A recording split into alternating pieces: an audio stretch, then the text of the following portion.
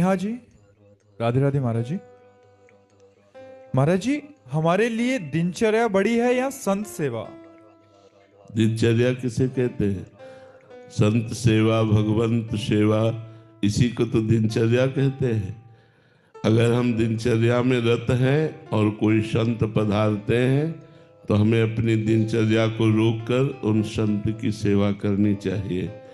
ये नियम है, पर सावधानी ये रखनी है कि संत संग से कहीं हमारे दूषित विचार ना हो जाए, हमें दोष दर्शन ना हो, इसलिए हमें दूरी बनाकर संत सेवा करनी चाहिए। उनकी साधना ठीक चले और हमारी दिनचर्या ठीक चले। जैसे स्त्री शरीर है तो एकांत में किसी भी संत को अपने घर नहीं बुलाना चाहिए।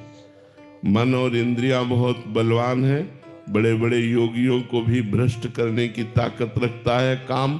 इसलिए संत सेवा के बहाने से कहीं हमारी इंद्रियां विषयों में न फिसल जाए, ये सावधानी रखते हुए यदि संत सेवा की जाए तो भगवान की विशेष कृपा।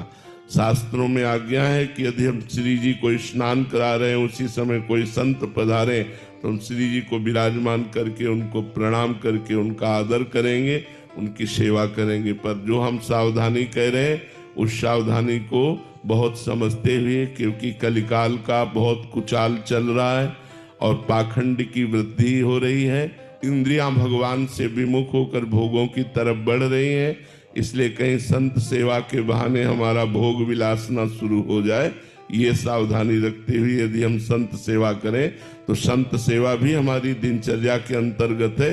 दिनचर्या साक्षात भगवान है। प्रातः काल से लेकर सायं तक जो हम भगवान की दिनचर्या करते हैं ये हमारी भगवान है। इसी से हमें भगवत प्राप्ति होगी, इसी से हमें भगवत सानिध्य मिलेगा। तो संत सेवा, भगवंत सेवा, नाम जप, गुणगान करना, यही तो हमारी दिनचर्या है।